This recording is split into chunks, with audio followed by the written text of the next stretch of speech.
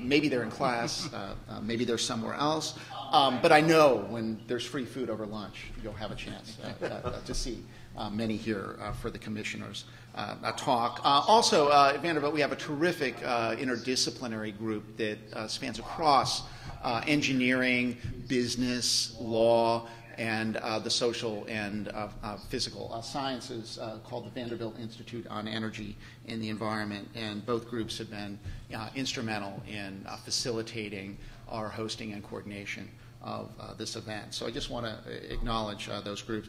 I'm going to just set the stage with some very general remarks, and I'm just starting with this map visualizing the grid, not because the map in particular means anything. I suspect we'll see lots of maps today. I've just cropped this map from the NPR website. There are many other maps I could have looked to and clicked on the options that allowed me to highlight the existing transmission lines in the U.S. that are 500 kilovolts and higher. As we see, the Southeast is relevant. Even though it may not have the same degree of capacity, or it may not have some of the same planned projects as some other regions of the country currently do, it's not irrelevant to our existing high voltage transmission grid. We'll be talking about how that relevance plays out today, but as we think about transmission, for those who are not in the biz, for those who are students among us, or those who might be coming to this as a general layperson, it's important just to think about the physical aspects of this grid as well as some of the implications in terms of the operation of the system. We're talking about 150,000 or more miles of high voltage transmission that operates at a level of, generally the standard tends to be 50 kilovolts and higher.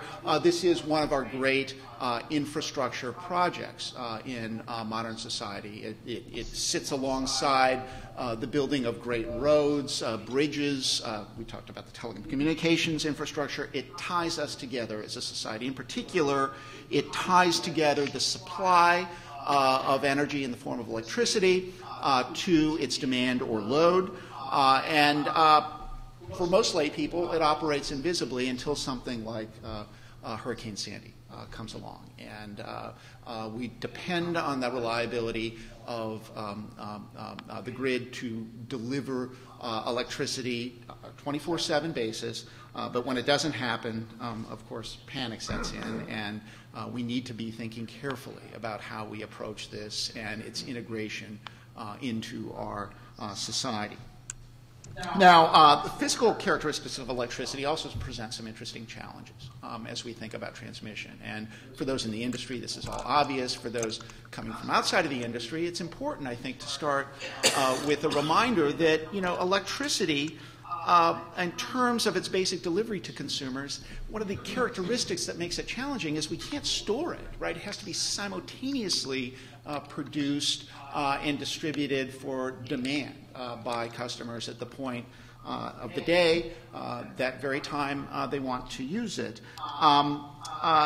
It cannot physically be stored in large capacities. That makes it particularly challenging to think about this grid and how we ought to approach the grid. Another characteristic of electricity that presents some challenges that we'll hear about today is that electricity can't be directed from one particular source to a consumer unless we have a dedicated transmission line. To the extent we have an integrated grid that's interconnected among multiple sources of electricity and multiple consumers of electricity, electricity is going to travel, because of its physical characteristics, in the path of least resistance. And we can't really say that this electron produced by a particular source of power, whether it's wind, solar, nuclear, coal, whatever the case might be, is tagged for a particular consumer. There might be a financial transaction behind that, behind which money flows from the consumer to a particular source, but the electrons themselves are intermingled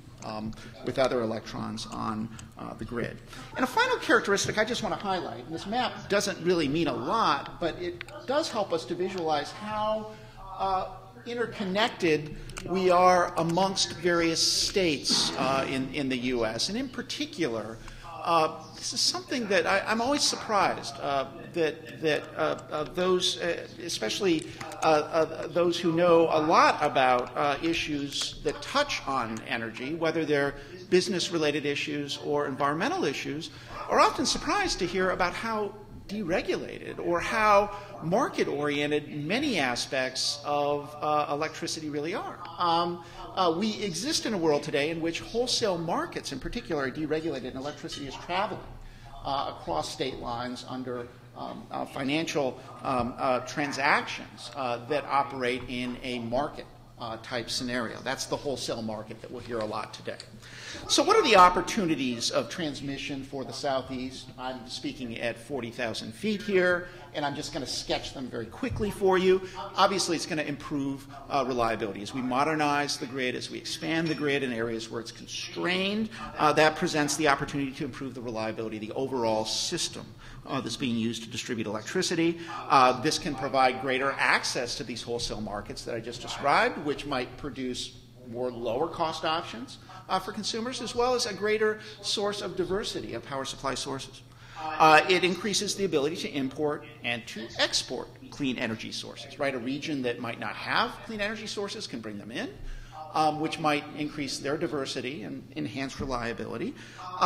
They also may be presented with opportunities to export clean energy sources to new markets, given the wholesale interconnected market in the U.S. This can improve efficiency of the overall system, right? It creates a better capacity to implement conservation and demand response programs. We'll hear about that later today as well. And finally, it creates a hardware for future economic development, a theme that our afternoon panels in particular will be focusing on. But there are also challenges for the Southeast. The Southeast lags other regions of the U.S. in clean energy investments, and in particular in renewable energy development. If you look at a map of the U.S., and this is just one issue involving renewable energy, but if you look at a map of the U.S. and try to identify states in which there are expectations or requirements or standards for the production of renewable energy, there's a big blank, right, in the Southeast. You don't see many southeastern states with renewable portfolio standards. There are a couple of exceptions, North Carolina, for example, but most of the southeastern states do not have them. As a result, we don't see the same degree of investment in renewable power generation in the Southeast, and we haven't seen the same capital in terms of venture capital and other kinds of investments in renewable energy. A recent Clean Edge survey of various states listed, the top 50 states, ranked the top 50 states on performance in clean energy economic policies, and not a single southeastern state was in the top 25.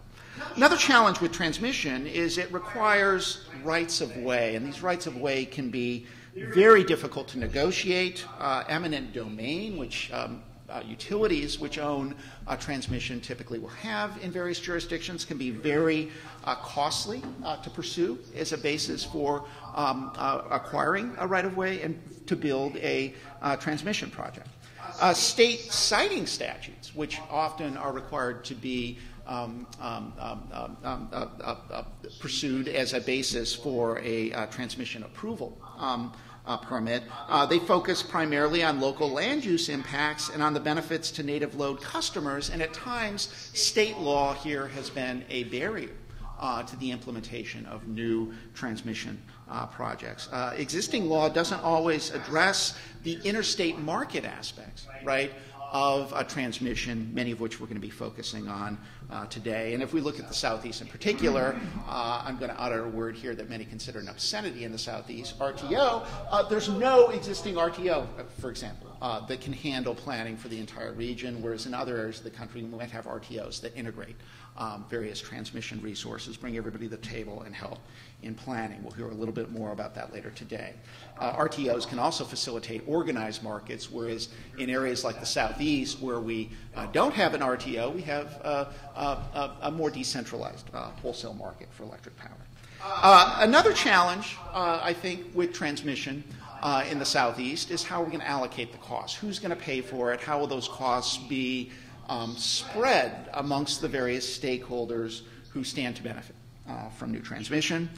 There are concerns with excess capacity. Will we overbuild transmission? Will we overinvest in expanding transmission? Will that lead to other problems that we don't anticipate? And one of those problems that we might hear about today is the coal-by-wire issue. Will transmission basically become a conduit for the lowest cost, perhaps dirtiest source of power to be produced in a greater supply? Having mentioned all those challenges, I just want to set the stage very quickly by mentioning there are some unique energy leadership advantages or opportunities for the Southeast as well. One of the opportunities that I see in the Southeast is we have a significant number, and I'm sorry about that. I did not mean to make the slideshow go away. There it is. There's a significant number of multi-state transmission-owning utilities that are very large in the Southeast. And we've heard about TVA already. TVA spans 7 states, 15,900 miles of transmission lines. It's #1 in the U.S. in electricity sales. It's multi-state. It operates under the imprimatur of federal law that gives it many unique advantages in coordinating and assisting in the planning and expansion of transmission. AEP, we can debate what is the Southeast, right? But AEP's area encompasses 11 states, some of which touch on the Southeast, 39,000 miles of transmission lines, and claims to be the largest transmission-owning utility in the U.S., Duke Energy. 4 states, 20,900 miles of transmission lines, #1 in the U.S. in total customers. Since it's merged with Progress. And just to highlight, of course, the significance of transmission, that FERC merger approval emphasized that the investment in transmission that Progress, that Duke Energy was planning would be important to reducing the market power of the merged utility and to the approval of that merger. Southern Company, which we've heard mentioned, 4 states, 27,000 miles of lines, and of course Entergy, 4 states, 15,500 miles, and I don't intend to understate that. A lot of Entergy's transmission, former transmission, is now within the control of ITC Holding, which we'll hear about later today, another significant player. You combine these utilities with private developers of lines, merchant developers, Clean Line Energy Partners, holding companies of transmission lines, and there are great opportunities to coordinate and enter into transactions that might overcome some of these kinds of challenges that I've highlighted today. I only mention the utilities here because utilities have an opportunity in particular to draw on state eminent domain powers as well as state siting statutes, an opportunity that might not always be available to other developers of lines. And finally, in the Southeast, there are some regulatory bodies, some I consider them kind of public or quasi-public in some instances, as entities that might help to overcome some of the coordination challenges presented with the development of transmission. We've got the Southeastern Electricity Reliability Council, a member of NERC, which promotes reliability standards in transmission. We've got the Southeastern Power Administration, SEPA, which deals with the marketing of low-cost hydro power. And its distribution to consumers throughout the Southeast and works very closely with utilities like TVA. We've got the Southern Governors Association, which can play a role in coordinating policies across various states in the region where there are potential for sometimes conflict. And finally, we've got the Southeastern Association of Regulatory Utility Commissioners, which already plays a very important role in sharing information, but can also play an important policy coordination role. So there are great opportunities for these institutions to begin to coordinate and approach this kind of policy in a more unified, coherent manner, and I look forward to hearing more about some of the challenges and opportunities and solutions that folks today are going to be discussing. With that, I should probably invite John back to the lectern to introduce our keynote speaker for the morning. Thank you.